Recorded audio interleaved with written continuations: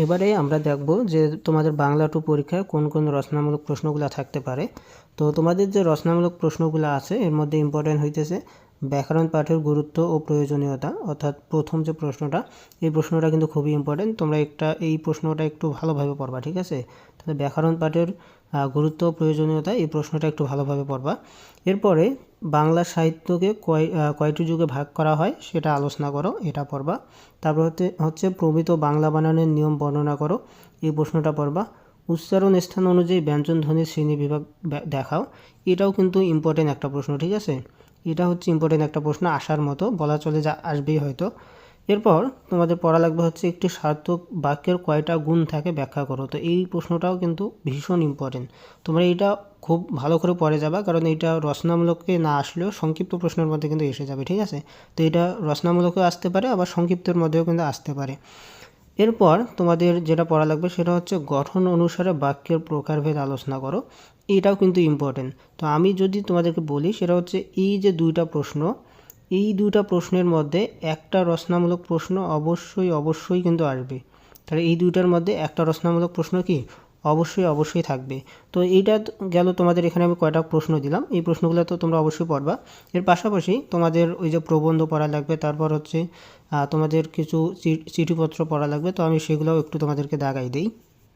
প্রবন্ধ বা রচনার জন্য তোমাদেরকে আমি 4টা রচনা দেবো, এই 4টার মধ্যে একটা অবশ্যই থাকবে। তো এই 4টার মধ্যে একটা হচ্ছে কর্মমুখী শিক্ষা বা কারিগরি শিক্ষা, এটা একটা। তারপর হচ্ছে অধ্যাবসায়, এটা একটা।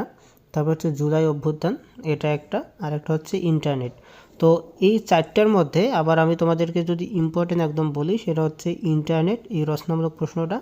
আর এই যে কারিগরি শিক্ষা বা কর্মমুখী শিক্ষা, এই রচনাটা, এই দুটার মধ্যে একটা আসার সম্ভাবনা কিন্তু সবচেয়ে বেশি, ঠিক আছে?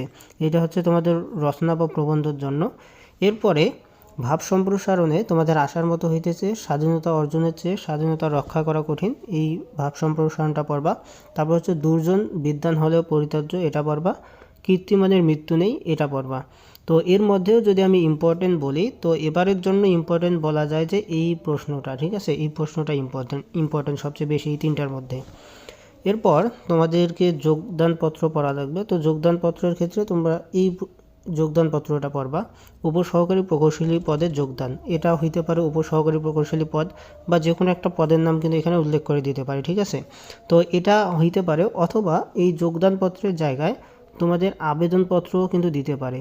তাহলে আবেদনপত্র কিন্তু দিতে পারে, যোগদানের যে আবেদনপত্র বা যে কোনো একটা পোস্টের যে আবেদনপত্র সেটা কিন্তু দিতে পারে। তো রচনামূলকের জন্য তোমরা এই প্রশ্নগুলো পড়বা, আশা করি এখান থেকে ভালো মার্ক তোমরা কমন পাবা।